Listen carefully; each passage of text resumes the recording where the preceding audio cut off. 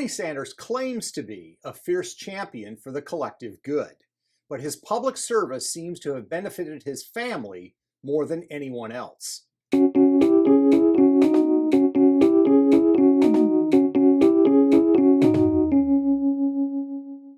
I'm Peter Schweizer, and this is The Drill Down.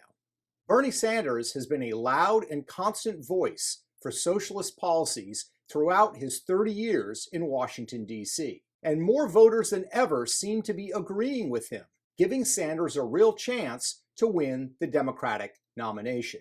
But in my research for my new book, Profiles in Corruption, I've discovered that while Sanders may champion the collective good, his public service has made him and his family very wealthy. Perhaps no one has benefited more from Sanders' career in politics than his wife, Jane. When Bernie was first elected mayor of Burlington, Vermont, he appointed his then-girlfriend, Jane Driscoll, to a position in his administration. Though the position was originally unpaid, Bernie eventually put her on the payroll over the objections of the city council, and Jane's income would continue to be tied to Bernie's public service.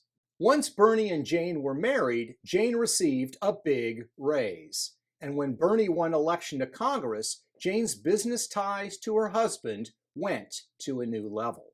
By 2000, Bernie was in Washington, D.C., serving in Congress.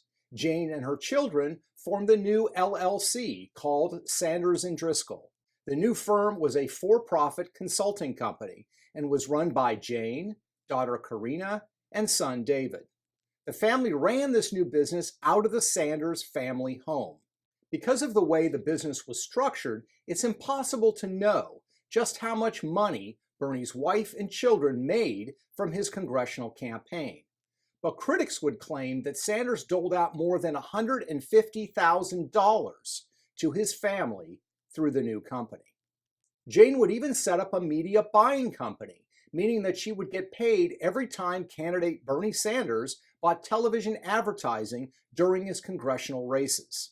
Then, during his 2016 presidential run, the Sanders campaign would funnel $82 million through a mysterious media buying company run by two of Jane's former colleagues.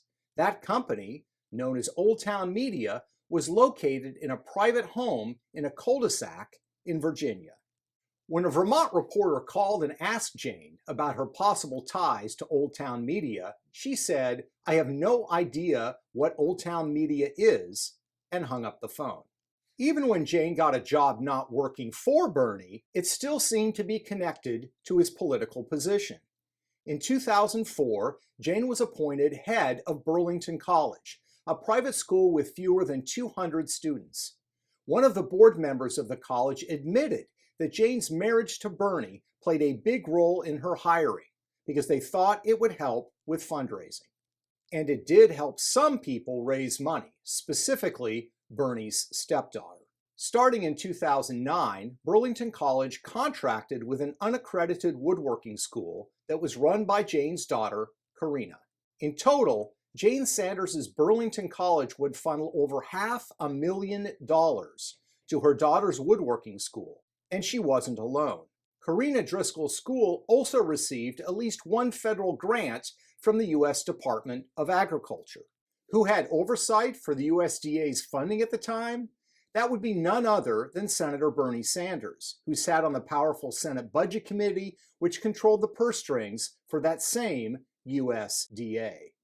Of course, you probably know that Bernie Sanders would run for president in 2016, capturing the hearts of the Democratic primary voters, if not the nomination. But what you might not know is that following the end of his campaign, Sanders launched a new nonprofit organization called the Sanders Institute. And like with many ventures close to Sanders, he likes to keep it in the family. This time it was his stepson, David Driscoll, who would be tabbed to run the new group with a salary of close to $100,000 a year. As mayor, Bernie Sanders once delivered an infamous speech where he declared, "I don't believe in charity." And according to his financial disclosures, that appears to be the case. His record shows he gives very little to them, even when making a high income. But while Sanders may not be a fan of charity, He seems to have no problem awarding jobs and contracts to those closest to him. I'm Peter Schweizer, and this is The Drill Down.